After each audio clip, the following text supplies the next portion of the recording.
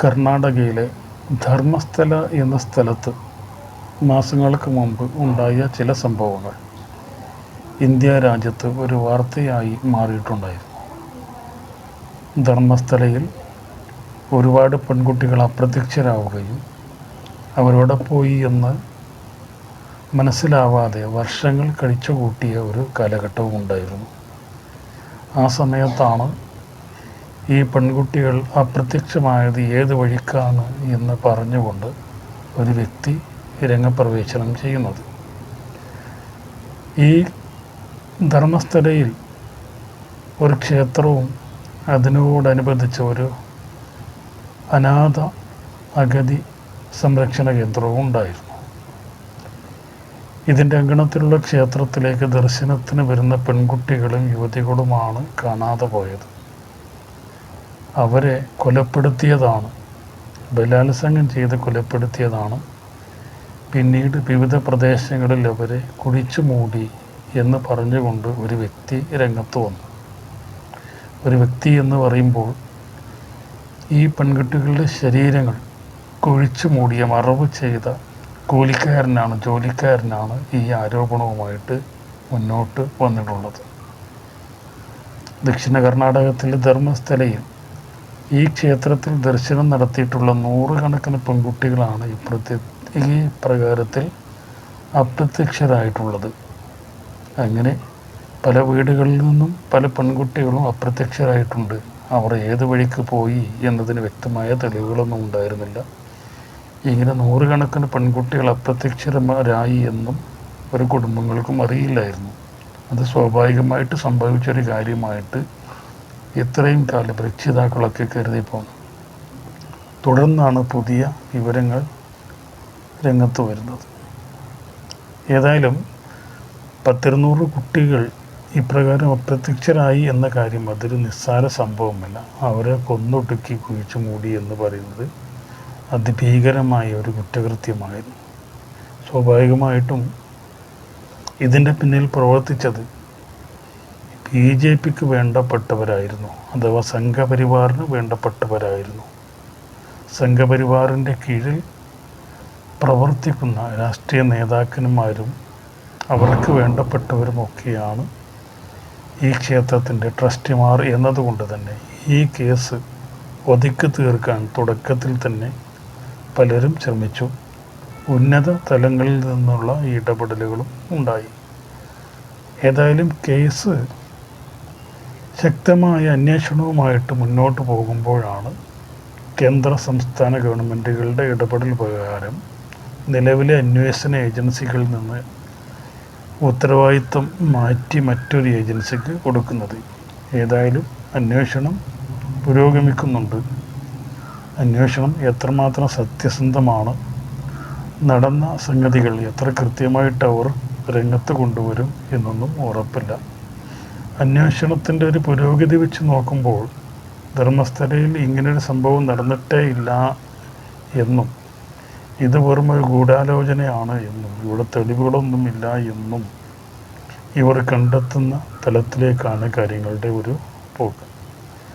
അപ്പോൾ ഈ കാര്യത്തിൽ എന്താണ് സംഭവിച്ചത് എന്നറിയാനും ഇരകൾക്ക് നീതി ലഭിക്കാനും പല മനുഷ്യാവകാശ പ്രവർത്തകരും രംഗത്ത് വന്നിട്ടുണ്ട്. ഈ മനുഷ്യാവകാശ പ്രവർത്തകരുടെ കൂട്ടത്തിൽ ചില അഹിന്ദുക്കളുമുണ്ട്.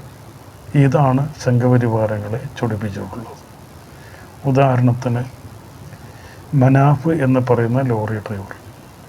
മനാഫിന് ധർമ്മസ്ഥലയിൽ എന്താണ് കാര്യം എന്നാണ് ഈ സംഭവം ഉണ്ടായ കാലം മുതൽക്ക് ABC എന്ന് പറയുന്ന ചാനലിൽ ഇരുന്നു കൊണ്ട് വടയാർ സുനിലും സുരേന്ദ്രനുമൊക്കെ അതുപോലെ TG മോഹൻദാസുമൊക്കെ അടങ്ങുന്ന RSSൻ്റെ വക്താക്കൾ ചർച്ച ചെയ്തുകൊണ്ടിരിക്കുന്നത്. മനാഫിന് ഇതിലെന്താണ് കാര്യം? അതായത് ധർമ്മശാല എന്ന് പറയുന്നത് ഹിന്ദുക്കളുടെ ഒരു പുണ്യകേന്ദ്രമാണ്. ഹിന്ദുക്കൾ സന്ദർശനത്തിന് പോകുന്ന ഒരു പ്രദേശമാണ്. അവിടെയുള്ള ക്ഷേത്രവും ഞങ്ങളുടേതാണ്. അതിൻ്റെ നടത്തിപ്പുകാരും അതിൻ്റെ ട്രസ്റ്റിമാരുമൊക്കെ ഹിന്ദുക്കളാണ്. മാത്രവുമല്ല അവിടെ കാണാതായ പെൺകുട്ടികളൊക്കെ ഹിന്ദുക്കളായ യുവതികളും പെൺകുട്ടികളുമാണ്. ഇവിടെ പീഡിപ്പിക്കപ്പെട്ട് കൊല്ലപ്പെട്ടതൊക്കെയും ഹിന്ദുക്കളാണ്, ചെയ്തതും ഹിന്ദുക്കളാണ്. അപ്പോൾ കൊല്ലപ്പെട്ടത് ഞങ്ങളുടെ സഹോദരിമാർ, ഇവരെ പീഡനത്തിനിരയാക്കി കൊന്നതും കുഴിച്ചു മൂടാൻ ഗൂഢാലോചന നടത്തിയതും കുഴിച്ചു മൂടിയതുമൊക്കെ ഞങ്ങൾ ഹിന്ദുക്കളാണ്. ഹിന്ദുക്കൾ ചെയ്തിട്ടുള്ള ഈ കാര്യങ്ങളിൽ അന്യമതസ്ഥർക്ക് എന്താണ് കാര്യം എന്നാണ് ഇവരുടെ ചർച്ചയുടെ പൊതുവായ പൊരുൾ. അത് ചോദ്യം ചെയ്യേണ്ട കാര്യം അഹിന്ദുക്കൾക്കില്ല. അതുകൊണ്ട് മനാഫിന് എന്താണ് ഇതിവിടെ കാര്യം എന്ന് ചോദിച്ചാൽ, ഹിന്ദുക്കൾ ചെയ്ത ഈ കാര്യത്തിന് ചോദ്യം ചെയ്യാൻ മനാഫ് ആരാണ്, ഇതര മതസ്ഥരാണ്? അതൊക്കെ ഞങ്ങളുടെ ഹിന്ദുക്കളുടെ ആഭ്യന്തര കാര്യമാണ്. അതൊക്കെ ഞങ്ങൾ ആഭ്യന്തരമായിട്ട് തന്നെ കൈകാര്യം ചെയ്യും. മറ്റു മതക്കാർക്കൊന്നും ഇതിൽ കൈകടത്തേണ്ട കാര്യമില്ല എന്ന നിലക്കാണ് ഈ TG മോഹൻദാസും വടയാർ സുനിലും ഒക്കെ മാസങ്ങളിലായിട്ട് പറഞ്ഞുകൊണ്ടിരിക്കുന്നത്. ഏറ്റവും ഒടുവിലായി ധർമ്മസ്ഥലയിൽ സത്യം വെളിവാകുന്നു, ഗൂഢാലോചന പുറത്താകുന്നു എന്നാണ് പറഞ്ഞത്. സത്യം വെളിവാകുന്നു എന്ന് പറഞ്ഞാൽ ഇവിടെ കൊലപാതകങ്ങൾ നടന്നിട്ടില്ല, ഇങ്ങനെ പെൺകുട്ടികൾ കുഴിച്ചു മൂടപ്പെട്ടിട്ടില്ല എന്നൊന്നുമല്ല ഇവർ പറയുന്നത്. ഇവിടെ പീഡനങ്ങളും കൊലപാതകങ്ങളൊക്കെ നടന്നിട്ടുണ്ട്. പക്ഷേ അത് ചെയ്ത ആളുകൾ തന്നെ രംഗത്ത് വന്ന് വിവരങ്ങൾ പറഞ്ഞിട്ടുമുണ്ട്. പക്ഷേ പുതിയ അന്വേഷണ ഏജൻസികളും രാഷ്ട്രീയക്കാരുമൊക്കെ കൂടി ഈ കേസിനെ അട്ടിമറിക്കാൻ ഒരു ശ്രമം നടത്തുന്നുണ്ട്, തെളിവുകൾ നശിപ്പിക്കാനും ശ്രമം നടത്തുന്നുണ്ട്. ചുരുക്കത്തിൽ ധർമ്മശല എന്ന സ്ഥലത്ത് ഈ പെൺകുട്ടികൾ പീഡിപ്പിക്കപ്പെട്ടിട്ടില്ല എന്നും അവരെ കൊന്നു കുഴിച്ചു മൂടിയിട്ടില്ല എന്നും, അങ്ങനെ വല്ലതും സംഭവിച്ചിട്ടുണ്ടെങ്കിൽ അത് സംഭവിച്ചിട്ടില്ല എന്ന തരത്തിലേക്ക് ഇതിൻ്റെ തെളിവുകൾ തേച്ച് മായ്ച്ച് കളയാനുള്ള ഒരു ശ്രമം അണിയറയിൽ നടക്കുന്നുണ്ട്. അത് ഒരു വശത്ത്. പക്ഷേ ഇവിടെ ഗൂഢാലോചന എന്ന് ഇവർ പറയുന്നത് എന്താണ്? അത് ഹൈന്ദവ ഇതര മതക്കാർ, മനാഫിനെ പോലെയുള്ള ആളുകൾ, അതുപോലെ കമ്മ്യൂണിസ്റ്റ് സോഷ്യലിസ്റ്റ് ആശയമുള്ള ഹിന്ദുക്കളായ ചില ആളുകൾ, ഹൈന്ദവതയോട് വിരോധമുള്ള ആളുകൾ ഹൈന്ദവ മതത്തിനെ അപകീർത്തിപ്പെടുത്താൻ വേണ്ടി, പങ്കിലമാക്കാൻ വേണ്ടി ദുഷ്പ്രചരണം നടത്തിക്കൊണ്ടിരിക്കുകയാണ് എന്നും, ഇവരുടെ പ്രവർത്തനങ്ങളൊക്കെ തന്നെ ഹൈന്ദവ മതത്തിനെ പാടെ അപകീർത്തിപ്പെടുത്തി നശിപ്പിക്കാൻ വേണ്ടിയിട്ടുള്ളതാണ് എന്നും, അതുകൊണ്ട് ഹൈന്ദവ മതത്തിനെതിരെ, ഹൈന്ദവ മതത്തിനെ തകർക്കാൻ വേണ്ടി നടത്തുന്ന ചില ഗൂഢാലോചനകളുടെ ഭാഗമായിട്ടാണ് മനാഫും മറ്റ് ഇതര ഹൈന്ദവരായിട്ടുള്ള സാമൂഹിക പ്രവർത്തകയും ഒക്കെ രംഗത്ത് വന്നിട്ടുള്ളത്. ഈ ഗൂഢാലോചന പൊളിയുന്നു എന്നാണ് ABC ചാനലിൻ്റെ തലതൊട്ടപ്പന്മാരായ RSSൻ്റെ വക്താക്കളായ ഈ വടയാർ സുനിലും അതുപോലെ തന്നെ നമ്മുടെ TG മോഹൻദാസും മറ്റ് ചില ആളുകളും മുസ്ലിം നാമധാരികളായ ചില നിരീശ്വരവാദികളുമൊക്കെ വന്നുകൊണ്ട് നിരന്തരമായി പറയാൻ ശ്രമിച്ചുകൊണ്ടിരിക്കുന്നത്. ചുരുക്കത്തിൽ കേസിൻ്റെ അന്വേഷണ മാസങ്ങളും വർഷങ്ങളുമൊക്കെ നീണ്ടു പോയേക്കാം. ഈ കേസിൽ ഇരയാക്കപ്പെട്ട വ്യക്തികൾക്ക്, അതായത് യുവതികൾക്ക് അല്ലെങ്കിൽ അവരുടെ കുടുംബത്തിന് നീതി കിട്ടും എന്ന കാര്യത്തിലും നമുക്ക് യാതൊരു ഉറപ്പുമില്ല. അങ്ങനെയുള്ളൊരു ഘട്ടത്തിലേക്കാണ് ഈ കേസിൻ്റെ പുരോഗതി പോയിക്കൊണ്ടിരിക്കുന്നത്.